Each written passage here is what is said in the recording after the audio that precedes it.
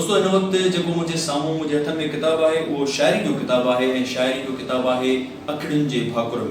भाकुर में शेरी मजमू असांजे दोस्त शमीर सूमरे जो है शमीर सूमरे जो ये शेरी मजमू जिनके बैक टाइटल ते सईद मेमण अब्दुल गफ्फार तबस्सुम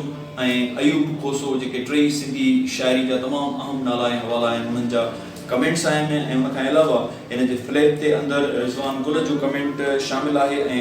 साईं सरमद चांडे साहब जो कमेंट शामिल है। ही शायरी जो मजमू जैमें शमीर सूमरे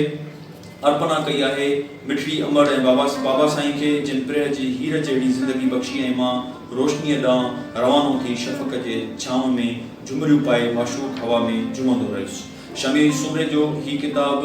जेतोणीकि 2013 में छपजी पधरो थी चुको है, पर ही किताब ख़ास तौर ते मां जॾहिं बि शमीर सूमरे जी शायरी पढ़ंदो आहियां त हुन में मूंखे रदीफ़ जेके आहिनि उहे इंतिहाई मुनफ़रिद ऐं मुख़्तलिफ़ मिलंदा आहिनि ऐं रदीफ़नि जे हवाले सां ही किताब मां सम्झां थो शमीर सूमरे खे हिकिड़ी नई सुञाणप पिणु बख़्शे थो। हिन किताब जे अंदरि शमीर सूमरे मुख़्तलिफ़ सिन्फ़ूं शामिल कयूं आहिनि, हमद बि आहे, नात बि आहे, हिन में घणे क़दुरु ग़ज़ल शामिल आहिनि ऐं शमीर सूमरे जी जेको सुञाणप जो हवालो आहे उहो बि ग़ज़ल आहे। शमीर सूमरो केतिरनि ई ॾहाकनि खां सिंधी अदब में ख़ासि तौर ते शायरी जे मैदान में पाण मल्हाए रहियो आहे। हिन वक़्तु आर्ट्स काउंसिल ऑफ पाकिस्तान लाड़काणे जे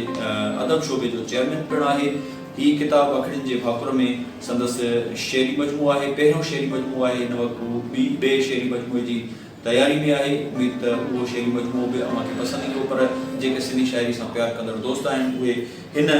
अखड़िन जे भाकुर किताब के भी पंहिंजे लाइब्रेरी जी सूंहं ज़रूरु पढ़ाइनि।